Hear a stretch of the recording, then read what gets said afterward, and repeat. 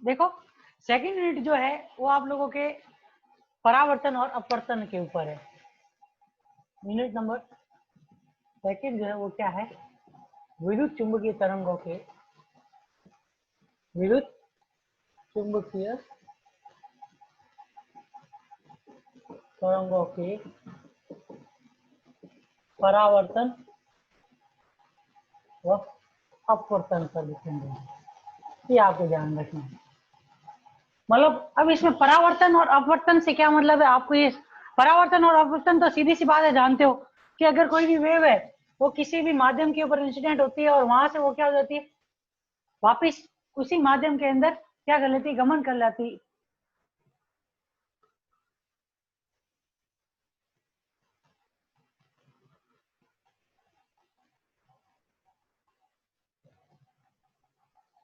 हाँ कल्याण, पहले वाली यूनिट से इस यूनिट से बहुत ज्यादा रिलेशन है, क्योंकि जो पहले वाली यूनिट आपको समझ में आई हुई होगी उसी आधार पे इसी यूनिट में है। क्योंकि अब देखो इसमें भी हमें क्या पढ़ना है, विद्युत चुंबकीय तरंगों का परावर्तन या अपवर्तन पढ़ना है। तो ये विद्युत चुंबकीय का तरंगों का जो परावर्तन अपवर्तन पढ़ेंगे ना, वो भी फर्स्ट यूनिट से के ऊपर ही डिपेंडेंट है पूरा सब पूरा। लेकिन वहां पर और यहाँ पे क्या अंतर है वो मैं अभी जो इसका ये आज का वीडियो इंट्रोडक्शन के अंदर मैं बता दूंगा कि उस पहली वाली यूनिट में और इस सेकंड वाली यूनिट में जो हम परावर्तन और अपवर्तन पढ़ेंगे, दोनों में डिफरेंस क्या है, किस चीज का यूज होगा, किसका नहीं यूज होगा, अपवर्तन या परावर्तन का किस प्रकार से इस विद्युत चुंबकीय तरंग के अंदर रिलेशन निकालेंगे, वो सब हम पढ़ेंगे। देखो इसमें आप लोगों को मालूम है कोई भी प्रकाश की किरण होती थी वो किसी एक माध्यम से दूसरे माध्यम के ऊपर या किसी माध्यम के या किसी परत के ऊपर इंसिडेंट होती थी, तो परावर्तन के अंदर वो क्या करती थी, किसी एंगल के ऊपर वापस क्या हो जाती थी, रिफ्लेक्ट बैक हो जाती थी। और उसी प्रकार से जब ये तरंग यहाँ से वापस इसी माध्यम के अंदर क्या है, वापस किसी और डायरेक्शन के अंदर परत से रिफ्लेक्ट बैक होती है, परावर्तित होती है, तो ये घटना क्या है, परावर्तन है। उसी प्रकार से अगर मान लो कि ये तरंग क्या करे, किसी एंगल से क्या हो जाए, अपवर्तित हो जाए, ठीक है, उसी दूसरे माध्यम के अंदर क्या करे, संचरित हो जाए। या फिर आप ये कह सकते हो कि अगर मान लो कि किसी भी तरंग को आपने किसी दो माध्यम जो कि क्या है एक परिसीमा एक बाउंड्री से क्या है अलग अलग किए गए हैं, ठीक है, इस बाउंड्री के ऊपर मान लो कि अपन ने किसी भी वेव को, मान लो कि प्रकाश की किरण हो गई या फिर इलेक्ट्रोमैग्नेटिक वेव्स हो गई, उनको इंसिडेंट करते हैं, तो उस कंडीशन में क्या होगा, ये एक तो इस माध्यम में क्या होगा, इसके दो भाग होंगे, दो प्रकार से इसके अंदर क्या हो सकती है, दो क्रियाएं हो सकती है या फिर दो प्रोसेस हो सकते हैं। कि एक तो क्या होगा, जब ये इस माध्यम की परिसीमा पर इंसिडेंट होती है तो ये क्या हो सकता है, इसका कुछ भाग तो क्या हो सकता है, परावर्तित हो जाएगा, लेकिन कुछ भाग जो होता है वो क्या होता है, दूसरे माध्यम के अंदर संचरण कर जाता है। तो ये जो दो प्रोसेस है या फिर दो प्रक्रिया है, जिसमें एक प्रक्रिया के अंदर आप देख रहे हो एक प्रोसेस के अंदर क्या हो रहा है, आप आपतित होने वाली तरंग जो है वो क्या हो रही है, परावर्तित हो रही है, और दूसरी कंडीशन में क्या हो रहा है, आपतित होने वाली तरंग जो है वो क्या हो रही है, कुछ भाग जो है उसका क्या हो रहा है, दूसरे माध्यम में भी संचरण कर रहा है। तो यहाँ पे जो भाग परावर्तित हो रहा है उस प्रोसेस को हम क्या बोलेंगे, उस प्रक्रिया को क्या बोलेंगे, परावर्तन बोलेंगे। और दूसरा भाग जो कि क्या कर रहा है, किसी और माध्यम में संचरण कर रहा है, उसको क्या बोलते हैं, अपवर्तन। मतलब जिस प्रकार से आप ऑप्टिक्स के अंदर किसी भी प्रकाश की किरण का परावर्तन या अपवर्तन पढ़ते हो, उसी प्रकार से भी क्या होता है, किसी भी माध्यम के अंदर विद्युत चुंबकीय तरंग भी क्या करती है, अगर एक माध्यम से दूसरे माध्यम में गमन करती है तो उसका भी क्या होता है, परावर्तन या अपवर्तन। ये आप लोगों को इसमें ध्यान रखना है। यहां पर तो आप परावर्तन और अपवर्तन किसमें, प्रकाश की किरण का, प्रकाश की किरण का परावर्तन या अपवर्तन जो है वो क्या है, ऑप्टिक्स में सिंपल जियोमेट्री से पढ़ते थे, ठीक है। लेकिन जो विद्युत चुंबकीय तरंग है उनका विद्युत चुंबकीय तरंगों का परावर्तन या अपवर्तन, हम परावर्तन या अपवर्तन जो है वो किसकी सहायता से पढ़ा जाएगा, तरंगों का परावर्तन व अपवर्तन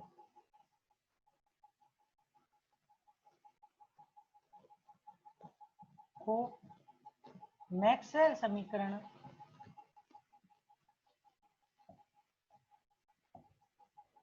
के आधार पर व्यक्त किया जाता है या इसकी व्याख्या की जाती है। अब जैसे कि देखिए अब आप यहाँ पे देखोगे तो जैसे कि मान लो कि हमने प्रकाश किरण मान ली, ऐसे कैसे मान ले कि एक इलेक्ट्रोमैग्नेटिक वेव्स है। तो ये इलेक्ट्रोमैग्नेटिक वेव्स है, वो जब किसी माध्यम के ऊपर, अब देखो दो माध्यम है, एक पहला माध्यम ये है, ये दूसरा माध्यम है। इन दो माध्यमों को हमने क्या किया, एक समतल परासीमा या फिर आप बोल सकते हो समतल समतल बाउंड्री से या एक किसी पृष्ठ से हमने क्या किया, अलग अलग किया। जब ये एक इसी पृष्ठ के ऊपर इंसिडेंट होगी, तो इंसिडेंट होने के बाद में इसका कुछ भाग तो क्या होगा, परावर्तित होने के कारण उसी माध्यम के अंदर वापस गमन कर जाएगा किसी एंगल के साथ में, और कुछ भाग जो बच जाता है, शेष बचा हुआ भाग, वो क्या हो जाता है, दूसरे माध्यम में संचयन कर जाता है। तो जब ये दूसरा भाग शेष माध्यम में संचयन करता है, तो वो प्रोसेस उस तरंग के लिए क्या कहलाएगा, अपवर्तन, और पहला वाला प्रोसेस उसके लिए क्या कहलाएगा, परावर्तन कहलाएगा। तो इसी यूनिट में आप लोगों को जो मैक्सवेल की समीकरण है, उस आधार के ऊपर क्या करना है, विद्युत चुंबकीय तरंगों के अपवर्तन और परावर्तन को पढ़ना है। क्योंकि इससे जो पहली यूनिट थी, जो हमने पढ़ी थी पहली यूनिट, उसके अंदर हमने क्या पढ़ा था, इलेक्ट्रोमैग्नेटिक वेव्स का इंट्रोडक्शन पढ़ा था तथा इलेक्ट्रोमैग्नेटिक वेव को एक पर्टिकुलर मीडियम के अंदर, जैसे कि आपने 4 माध्यम पढ़े थे, कौन से, मुक्त आकाश, उसके बाद में आपने पढ़ा था अचालक माध्यम,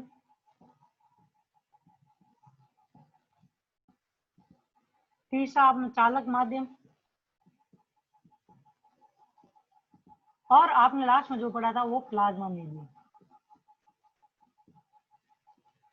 अब इन चारों माध्यम में आपने क्या पढ़ा था, इन चारों पर्टिकुलर जो ये चारों सिंगल ही माध्यम थे, जो मीडियम थे, उनके अंदर आपने क्या पढ़ा था, मैक्सवेल की समीकरण पढ़ी थी, इलेक्ट्रोमैग्नेटिक वेव्स का सॉल्यूशन पढ़ा था, उनकी अनुप्रस्थ प्रकृति को पढ़ा था। वो सब क्या था, इन अकेले जो मुक्त आकाश का माध्यम था उसके अंदर पढ़ा आपने, अचालक माध्यम के अंदर पढ़ा, चालक माध्यम और प्लाज्मा माध्यम, मतलब एक सिंगल मीडियम के अंदर आपने क्या किया था, फर्स्ट यूनिट के अंदर क्या किया था, मैक्सवेल की समीकरण का आपने क्या किया था, अध्ययन किया था, या फिर आपने जो है मैक्सवेल की समीकरण से विद्युत चुंबकीय तरंगों के व्यवहार को पढ़ा था। लेकिन सेकेंड यूनिट में क्या होगा, क्या आप लोगों को इसी तरीके से क्या होंगे, दो माध्यम दिए हुए होंगे, ठीक है। जैसे कि दो माध्यम कैसे, आप जैसे ऑप्टिक्स के अंदर क्या पढ़ते थे, वायु से कांच के अंदर विद्युत चुंबकीय तरंगों का प्रवाह पढ़ते थे, या फिर वायु से जल के अंदर विद्युत चुंबकीय तरंगों का प्रवाह पढ़ते थे। तो दो अलग अलग माध्यम में विद्युत चुंबकीय तरंगों का किस प्रकार से परावर्तन या अपवर्तन होता था, वो आप देखते थे। या फिर उनमें तरंगों में क्या होता था, जब वो आपतित होती थी तो आपतित के पश्चात वो परावर्तन से क्या होती थी, परावर्तन के अंदर किसी एंगल से परावर्तित होती थी, अपवर्तन में भी क्या होता था, उनके आपतन से अपवर्तन का कौन कुछ और रहता था, तो डायरेक्शन उनकी चेंज होती थी। साथ ही साथ में आप लोगों को ये ध्यान रखना है कि जो जब विद्युत चुंबकीय या इलेक्ट्रोमैग्नेटिक वेव्स जो होती है, वो क्या होती है, एक माध्यम से दूसरे माध्यम में गमन करे। तो आप लोगों को मालूम है कि जब दो अलग अलग माध्यम ले रहे हैं, जैसे कि मान लो मैंने एक चालक माध्यम ले लिया और दूसरा अचालक माध्यम ले लिया, तो दोनों की प्रॉपर्टी क्या है, अलग अलग है। दोनों की प्रॉपर्टी कभी भी सेम नहीं होगी, क्योंकि चालक माध्यम में आप लोगों को मालूम है कंडीशन अलग ले रहे थे, और अचालक माध्यम में कंडीशन अलग ले रहे थे। चालक माध्यम के अंदर आपको मालूम है आवेशों का घनत्व किस कारण जीरो हो रहा था, क्योंकि जितना पॉजिटिव आवेश उतना का उतना नेगेटिव आवेश होने के कारण वहां पे क्या हो रहा था, आप लोगों के घनत्व का मान जीरो हो रहा था। दूसरी तरफ वहीं पे अचालक माध्यम के अंदर क्या होता था कि आवेश वाहकों के कारण कोई भी धारा नहीं बहती थी, उस वजह से वहां पे क्या हो रहा था, रॉ का मान जीरो ले रहे थे, या फिर आप कह सकते हो इलेक्ट्रिक फील्ड का मान जीरो हो रहा था। लेकिन आप दोनों में ही देखोगे, जो दो अलग अलग माध्यम रहते हो, दोनों ही माध्यमों की प्रॉपर्टी अलग होती है। तो उस कंडीशन में क्या बताया गया कि जो ये सेकेंड यूनिट है उसमें ये बताया जाता है, या फिर इसमें ये पढ़ा जाता है कि जब हम विद्युत चुंबकीय तरंगों को एक माध्यम से दूसरे माध्यम में गमन कराते हैं, तो दोनों माध्यमों में क्या होगा, प्रॉपर्टी चेंज होगी, गुण चेंज होगी दोनों माध्यमों के। तो उस वजह से क्या हो जाता है, विद्युत चुंबकीय तरंगों के व्यवहार में भी क्या होता है, परिवर्तन होता है। तो हमें क्या करना पड़ेगा, जो ये विद्युत चुंबकीय तरंगे जब एक माध्यम से दूसरे माध्यम में गमन करती है, तो उनके व्यवहार में होने वाले परिवर्तन का हमें क्या करना है, अध्ययन करना है। आपको इतना सा इसमें ध्यान रखना है, जब वो एक माध्यम से दूसरे माध्यम में गमन करेगी तो क्या होगा, माध्यम के गुण भी क्या होते हैं, गुण भी परिवर्तित होते हैं, या फिर ये कह सकते हैं व्यवहार क्या होता है, माध्यम का परिवर्तित होता है। जब माध्यम का व्यवहार परिवर्तित होगा तो उसमें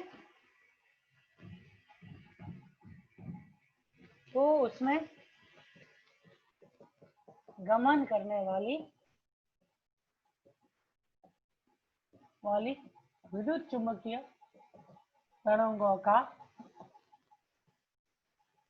का व्यवहार भी परिवर्तित होता है।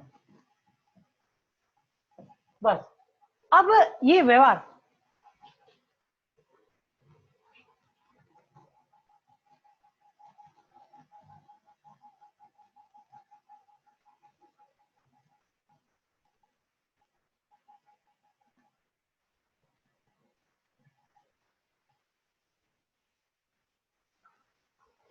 हाँ बात से मतलब कल्याण वही चीज कह रहा हूँ कि जो जैसे वो हमने पहली वाली यूनिट पढ़ी थी ना, वो उसी को मैं साथ में लेके चलूंगा। मतलब अभी तो क्या है, इंट्रोडक्शन में सिर्फ इतना सा बता रहा हूँ कि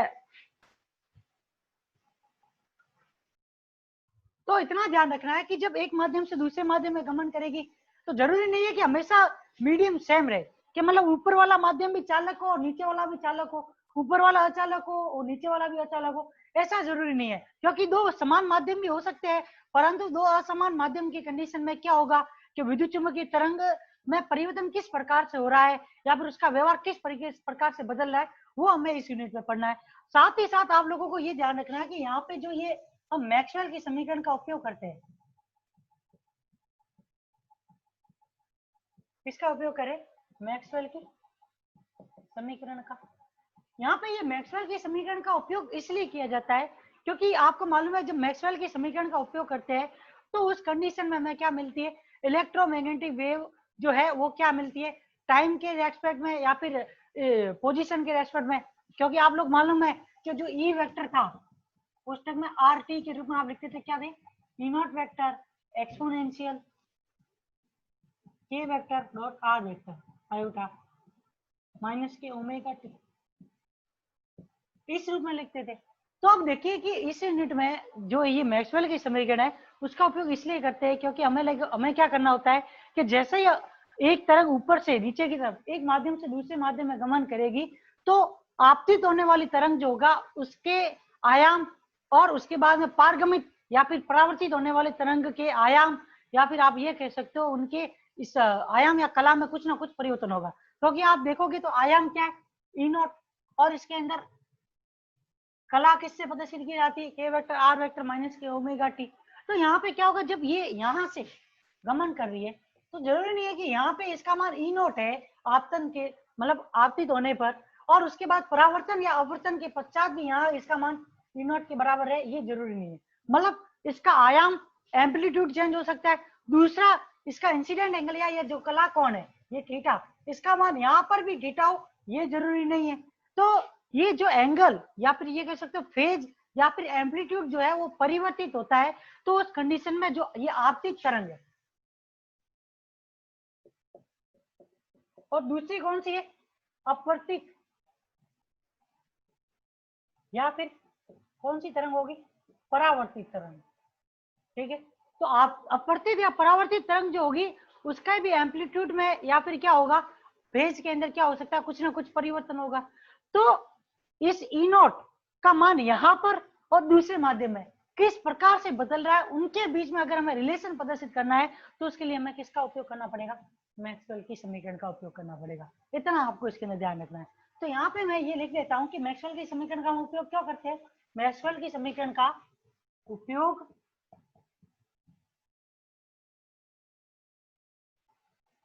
हम परावर्तित तथा अपवर्तित तरंगों के आयाम व कलाओं का किसके साथ, आपतित तरंग के आयाम तथा कला में संबंध स्थापित करने के लिए करते हैं।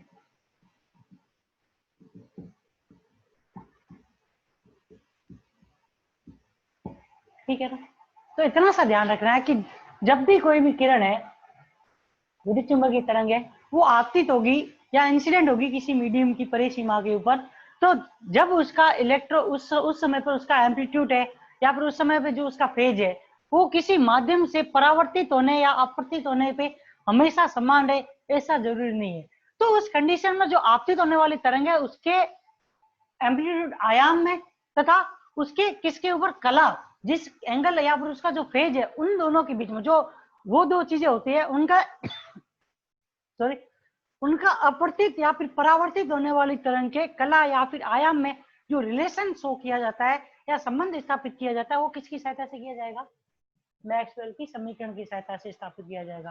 तो इसलिए आप लोगों को यहाँ पर भी जो सेकंड यूनिट है वहां पे भी मैक्सवेल के समीकरण का मेनली यूज करने का कारण क्या होता है? मेनली यूज करने का मेन कारण यही होता है कि हमें आपतित होने वाली तथा परावर्तित या अपवर्तित होने वाली तरंगों के बीच में क्या करना पड़ता है? संबंध स्थापित करना पड़ता है और उसके बीच में रिलेशन स्थापित करना है। तो उस रिलेशन को स्थापित करने के लिए जो सबसे मेन इंपॉर्टेंट रोल जो होगा वो किसका होगा? मैक्सवेल इक्वेशन का होगा। इसलिए आपको मैक्सवेल इक्वेशन जो चारों माध्यम में कौन से चारों माध्यम, मुक्त आकाश, अचालक माध्यम, चालक माध्यम तथा प्लाज्मा माध्यम, इनके लिए याद होनी चाहिए चारों की चारों equation.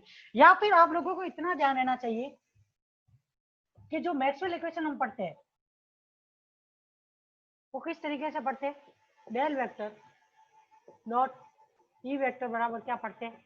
Raw upon epsilon del vector dot B vector बराबर 0, del vector cross E vector बराबर माइनस के del B vector upon del T plus del vector cross H vector बराबर क्या पढ़ते हैं? सॉरी बी वेक्टर बराबर mu J vector plus mu epsilon del E vector upon del. ये चार equation आपको याद रहती है। तो और उसके साथ में अगर आपको यहाँ पे ये है कि जो ये एप्सिलॉन तथा म्यू जो है ये दोनों किसको प्रदर्शित करते हैं? विद्युतशीलता तथा साथ में किसको प्रदर्शित करते हैं? पारगम्यता को। ठीक है, दो चीजों को प्रदर्शित करते हैं। तो अगर आपको मालूम है कि जब हम अलग अलग मीडियम में जाते हैं तो यहाँ पे क्या है, इन दोनों की मान क्या हो जाता है? चेंज हो जाता है। इन दोनों का मान चेंज होता है, उसके साथ साथ में यहाँ पे इस रॉ का मान भी अलग अलग माध्यम के लिए चेंज होता है। ठीक है, तो आप लोगों को इतना ध्यान रखना है कि जो एप्सिलॉन तथा म्यू है, इस एप्सिलॉन तथा म्यू तथा साथ में रॉ और किसका जे का मान, साथ में जे के अंदर क्या आ जाता है? जे किसके बराबर होता है? सिग्मा ई वेक्टर के बराबर होता है। ये चार वैल्यू चारों अलग अलग माध्यम में किस प्रकार से परिवर्तित होती है, मतलब चालक माध्यम में इनका चारों का मान क्या होगा, अचालक माध्यम में इन चारों का मान क्या होगा, मुक्त आकाश में इन चारों का क्या मान होगा, और साथ ही साथ में प्लाज्मा माध्यम में इन चारों का क्या मान होता है। अगर इन चारों वैल्यू का चार अलग अलग मीडियम के अंदर हमें मान मालूम हो तो उस कंडीशन में हम क्या लिख सकते हैं? मैक्सवेल समीकरण को लिख सकते हैं। इतना आपको इसके अंदर ध्यान रखना है। अगर अलग अलग चारों माध्यम में ये चीजें मालूम है तो चारों मैक्सवेल इक्वेशन को चारों मीडियम में लिख सकते हैं। लेकिन अब आप देखोगे तो अभी जो हम पढ़ेंगे ना तो उसमें क्या होगा कि आप किसी भी मीडियम को ले रहे हो तो आपको पर्टिकुलर किसी मीडियम के बारे में बोला नहीं जाएगा, क्योंकि अभी जो यहाँ पे जो आगे रिलेशन निकाले जाएंगे वो हम क्या करेंगे? किसी माध्यम के स्टार्टिंग के अंदर हम क्या करेंगे? बाउंड्री कंडीशन निकालेंगे। Electric field, magnetic field, magnetic intensity तथा कौन सा डिस्प्लेसमेंट डी वेक्टर, कौन से E vector, B vector, D vector तथा एच वेक्टर के लिए जो क्या है? चार बाउंड्री कंडीशन है, मतलब परिसीमा प्रतिबंध है। मतलब इनका मान एक माध्यम से दूसरे माध्यम पे जाने पे कौन सी कंडीशन में परिवर्तित होगा, कौन सी कंडीशन में परिवर्तित नहीं होगा, उसके लिए क्या है? इन चारों माध्यम की क्या है? चारों की क्या है? एक बाउंड्री कंडीशन है। तो वो बाउंड्री कंडीशन हम नेक्स्ट क्लास में पढ़ना स्टार्ट करेंगे। तो उस बाउंड्री कंडीशन में क्या होगा? आपके कोई भी ऐसा नहीं बोला गया होगा कि पर्टिकुलरली चालक माध्यम में पढ़ रहे हो, अचालक माध्यम में पढ़ रहे हो, ऐसा नहीं बोला गया होगा। आप पर्टिकुलर ऐसा मान लो कोई भी माध्यम है जिसके अंदर क्या करिए, कोई भी विद्युत चुंबकीय तरंग गमन कर रही है, तो उस कंडीशन में इसके चारों की हम क्या निकालेंगे? परिसीमा निकालेंगे या प्रतिबंध निकालेंगे। उसके बाद में हम क्या पढ़ेंगे? अलग अलग मीडियम के अंदर अगर कोई भी विद्युत चुंबकीय तरंग गमन करती है तो उसमें अपवर्तन या फिर परावर्तन की क्या कंडीशन होगी वो पढ़ेंगे। ठीक है ना। तो आप लोगों को इतना ध्यान रखना है कि चारों माध्यम या फिर किसी भी माध्यम के लिए जो विद्युत चुंबकीय तरंग की मैक्सवेल समीकरण जो होती है वो क्या होती है? डेल वेक्टर ई वेक्टर बराबर rho upon epsilon del vector dot B vector या फिर del vector dot H vector का मान 0 होता है। Del vector cross E vector किसके बराबर होता है, माइनस के del B vector upon del T के। तथा del vector cross H vector जो होता है वो किसके mu sorry B vector mu J vector plus mu epsilon del E vector upon del T के। तो ये चार चीज आपको याद रहनी चाहिए। और साथ में आप लोगों को ये जो चार है उसके बीच में जो कंडीशन या फिर आपको ये ध्यान रहना चाहिए कि अलग अलग माध्यम के लिए इनकी क्या बाउंड्री कंडीशन है वो हम पढ़ेंगे, वो याद होनी चाहिए। वो याद रहेगी तो उस कंडीशन में आप लोगों को इस यूनिट में समझने में कोई भी दिक्कत नहीं होगी।